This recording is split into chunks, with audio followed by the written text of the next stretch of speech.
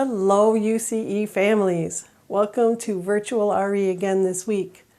I hope this finds you all well and healthy and finding ways to get outside and enjoy the warmer weather. Summer is right around the corner, right? Well, this week we continue our theme of thresholds. In particular, we're going to explore the idea of a door of courage and going into the unknown. We certainly are at a time of unknowns, aren't we? Will we have vacation this summer? Who knows? Will we be able to play sports in the fall? Who knows? Will we be able to go to school? Who knows? What about church? Are we going to be able to go back to church? There are so many unknowns, and yet we can still find courage to face and deal with these and the other things that come with living life. So feel free to grab your chalice, and if you have a bowl of pebbles or stones for your joys and concerns, or a chime to ring, gather all that stuff and then come join me for the door of courage. First, we will light our chalice.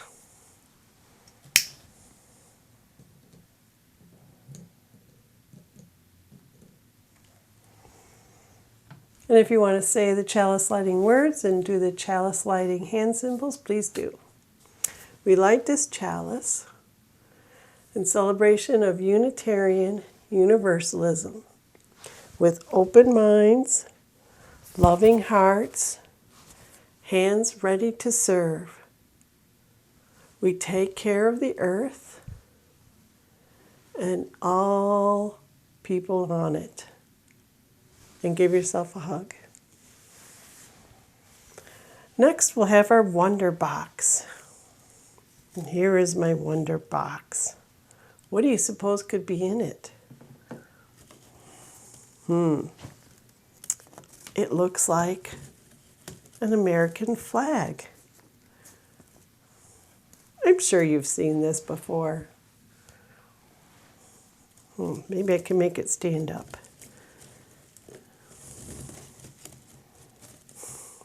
Sort of. So we fly our flag on important days, right? Such as the 4th of July. Well, this weekend is Memorial Day weekend, another time when we fly our American flag. Some people had decided to serve our country in the military, or as soldiers perhaps. Do you have anyone in your family, or maybe a friend of your family, that has served in the military? Memorial Day is on Monday, and so many of us will put up a flag inside or outside of our houses or on a flagpole. That way we remember the people who fought for our country. And it takes courage to fight for what you believe is right. So now, join me in a short meditation. Before that, if you need to get your wiggles out a bit, you can wiggle your fingers, wiggle your toes, wiggle your shoulders, wiggle your nose. And now that all the wiggles are out of me, I can be as still as can be.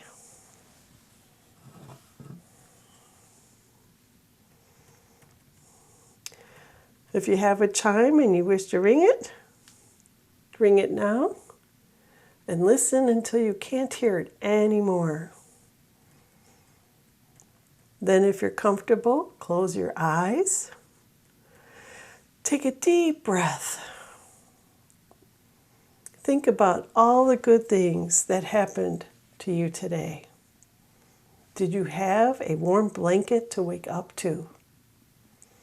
Did you have a breakfast that you liked? Do you have family who loves you?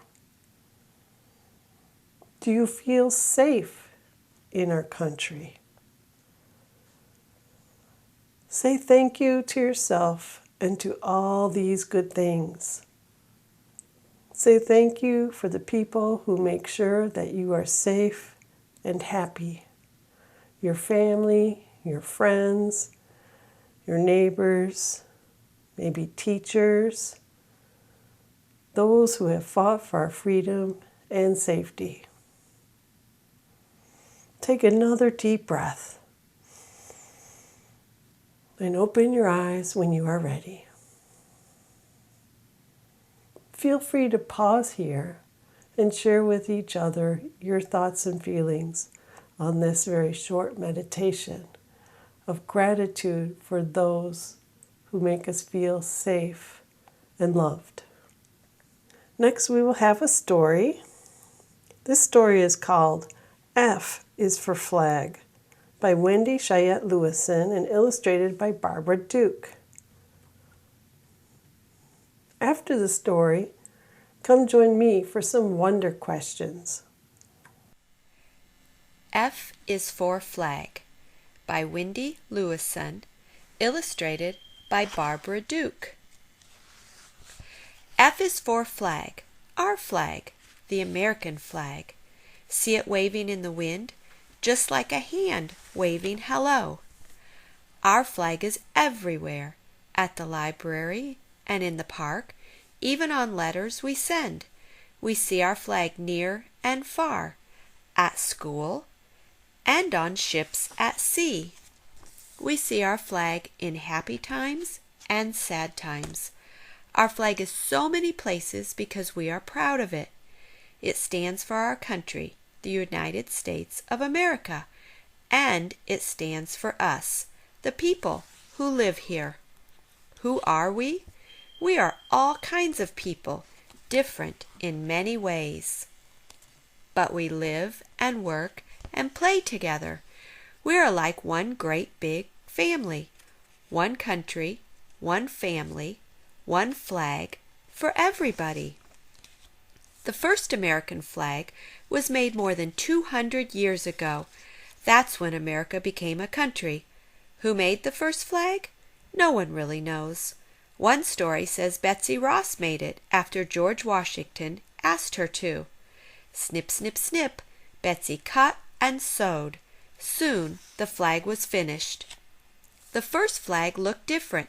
It had 13 stars and 13 stripes. That's because there were only 13 states when the United States first became a country. Today our country is bigger. We have 50 states now, and our flag has 50 bright stars, one for each state. But our flag still has 13 stripes to remember the first 13 states.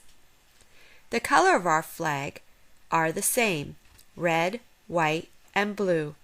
Sometimes we even call our flag the red, white, and blue. We've given our flag a nickname.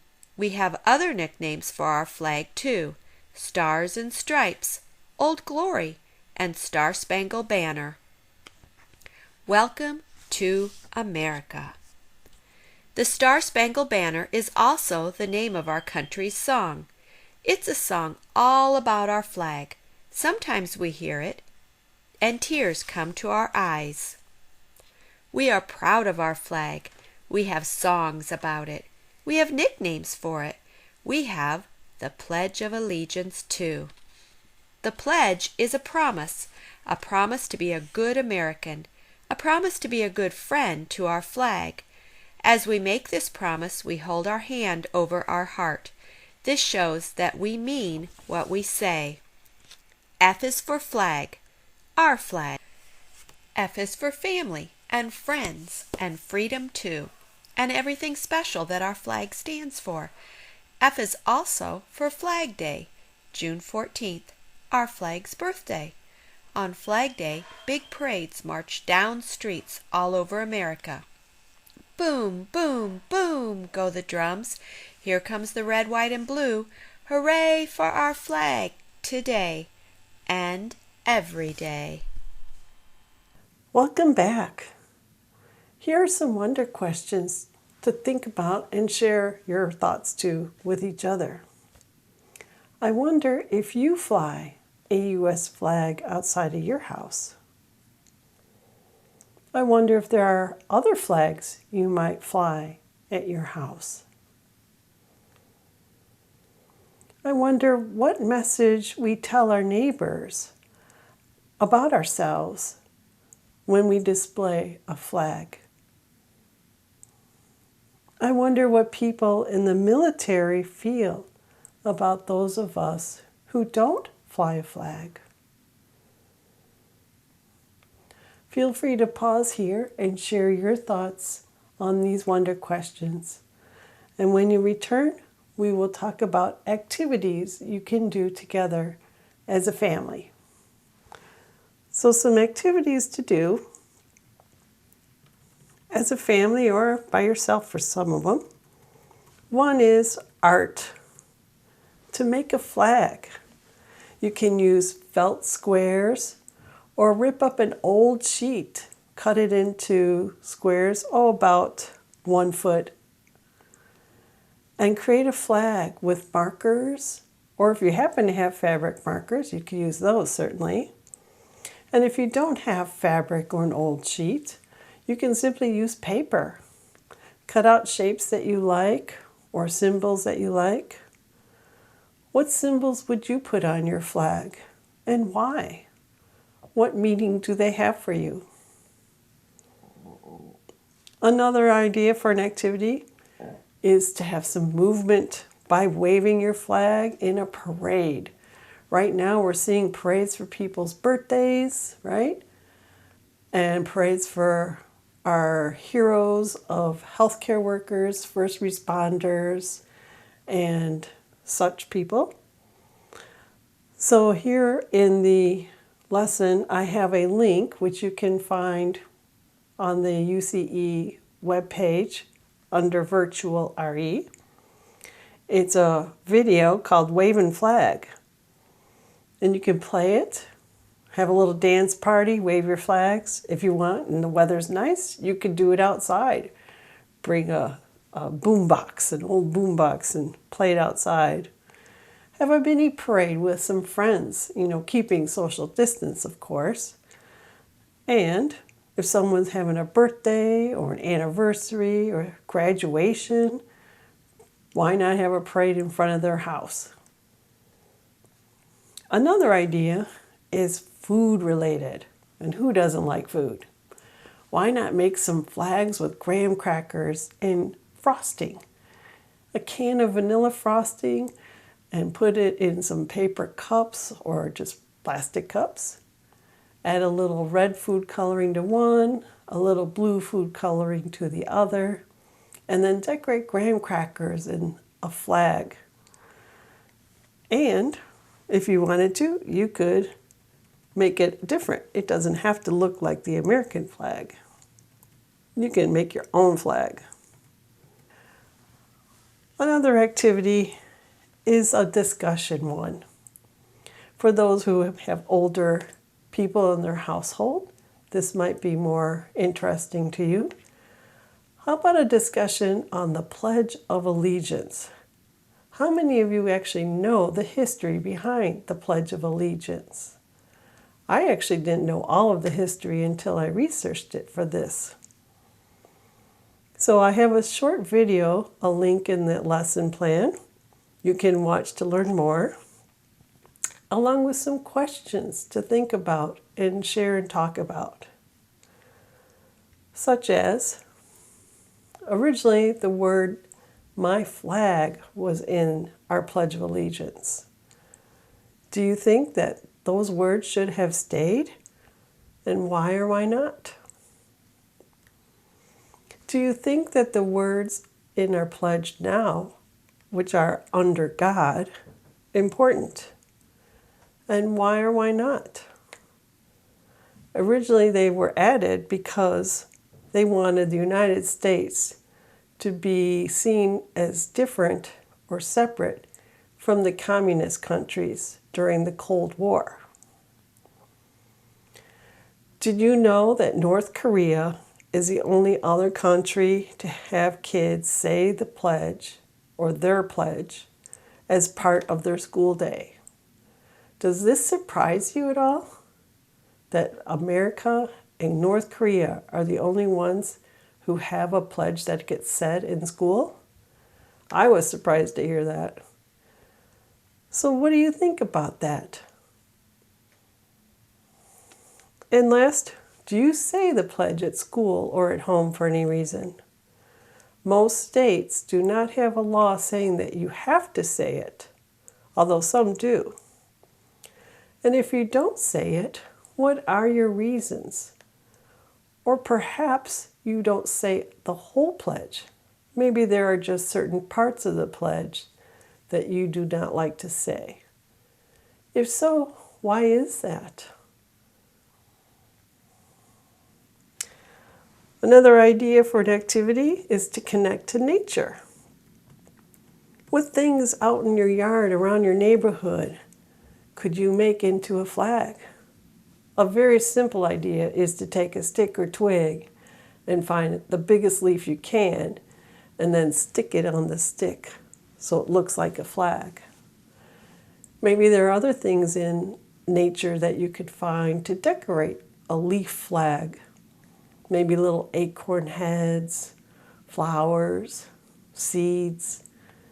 Have some fun with that outside. And my last idea is service. Are there people in your neighborhood who have served in the military or perhaps are currently serving in our military? Why not make flags to put in their yard or little signs that say thank you for your service? Also in this lesson is a link to the Soulful Homes Home Threshold Packet, which you can do at home. Lots of activities and story ideas there. So now we can have a closing circle. And if you want, you can gather around and cup your hands to blow out your chalice. And our closing words or a little prayer for today. May the people who serve our country be safe. May the firefighters, first responders, doctors, nurses, medical staff be safe. And all essential workers be safe. May my family be safe. May I be safe. May my country be safe. Amen. Blessed be. And have a great week.